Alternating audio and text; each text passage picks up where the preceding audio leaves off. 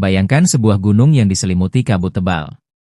Di puncaknya, ada sebuah masjid tua yang konon didirikan oleh seorang wali yang namanya melegenda, Sunan Muria. Setiap langkah menuju puncak seperti membawa kita kembali ke masa ratusan tahun silam, masa di mana dakwah Islam masih dibalut budaya Jawa, masa ketika para wali menggunakan cara unik untuk menyebarkan agama. Namun, di balik kisah agung ini, ada rahasia besar yang jarang diungkap. Fakta nomor 5 akan bikin kamu merinding. Sebelum kita lanjut ke kisahnya, jangan lupa dukung channel ini dengan like, share, dan subscribe agar kamu tidak ketinggalan kisah-kisah sejarah menakjubkan lainnya. Siap? Yuk kita mulai perjalanan ini. Kisah Sunan Muria, fakta nomor 5 bikin kamu merinding.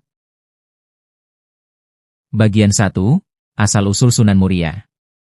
Sunan Muria, atau Raden Umar Said, adalah salah satu anggota Wali Songo, 9 wali penyebar Islam di Tanah Jawa.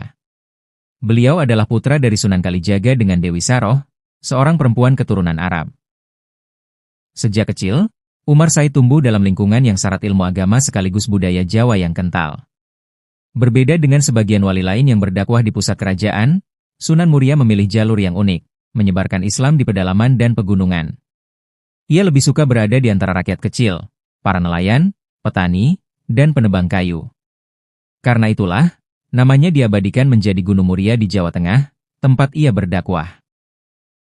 Bagian 2, dakwah lewat lagu dan gamelan. Yang membuat Sunan Muria berbeda adalah metode dakwahnya yang kreatif. Beliau tahu betul bahwa untuk menanamkan ajaran Islam di hati masyarakat Jawa yang masih kuat dengan tradisi Hindu-Buddha, pendekatan budaya adalah kunci. Sunan Muria menciptakan tembang-tembang Jawa yang syarat pesan moral dan ajaran Islam. Lagu-lagu seperti Sinom dan Kinanti bukan sekadar hiburan, tetapi media dakwah yang lembut.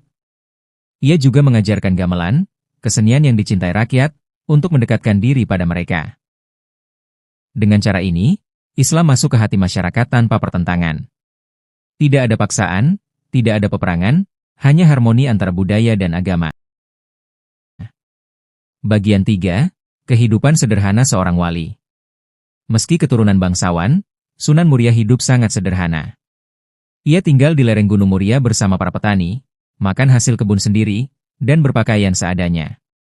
Kesederhanaannya membuat rakyat menghormati beliau, bukan karena kekuasaan, tapi karena keteladanan. Bahkan, konon Sunan Muria sering turun ke sawah untuk membantu petani menanam padi.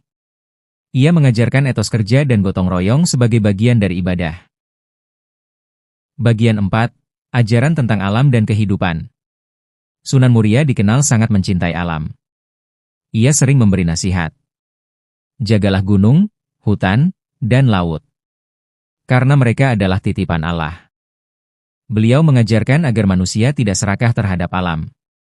Petani diajarkan cara bertani tanpa merusak tanah, nelayan diajari cara menangkap ikan tanpa merusak ekosistem.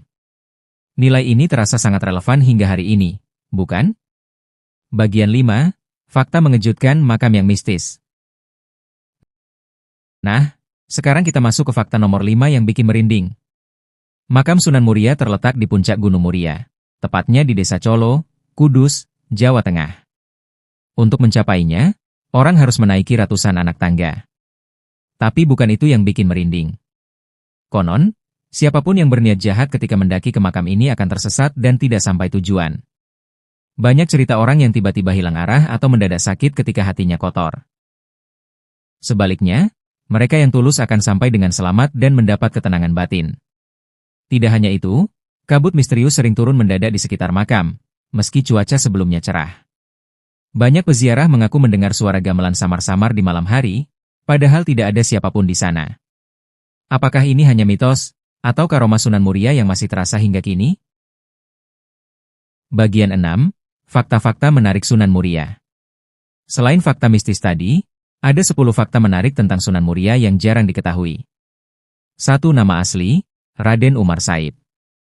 2. Ayahnya Sunan Kalijaga, salah satu wali paling terkenal. 3. Beliau berdakwah di daerah lereng Gunung Muria, jauh dari pusat kerajaan. 4. Mengajarkan lagu dan tembang Jawa untuk dakwah. 5. Makamnya berada di puncak gunung, dan harus ditempuh dengan ratusan anak tangga. 6. Dikenal sangat sederhana, meski keturunan bangsawan. 7. Mengajarkan keseimbangan dengan alam. 8. Memiliki ribuan murid, baik petani maupun nelayan. 9. Konon punya karomah. Hujan bisa reda ketika beliau berdoa. 10. Jejak ajarannya masih hidup dalam budaya Jawa hingga sekarang. Bagian 7. Kisah legenda Sunan Muria dan gamelan gaib. Ada sebuah legenda yang masih diceritakan oleh para sesepuh di lereng Gunung Muria. Konon, Sunan Muria memiliki seperangkat gamelan pusaka yang tidak biasa. Gamelan ini digunakan untuk mengiringi tembang-tembang dakwahnya, sehingga masyarakat tertarik datang tanpa merasa dipaksa. Yang membuat merinding adalah gamelan ini disebut-sebut masih ada sampai sekarang, tapi tidak terlihat oleh mata biasa. Para peziarah yang naik ke Gunung Muria sering bercerita, ketika malam turun dan kabut mulai menebal, suara gamelan terdengar samar-samar di kejauhan, padahal tidak ada satupun pemain gamelan di sana. Nada-nadanya lembut, seakan memanggil untuk mendekat.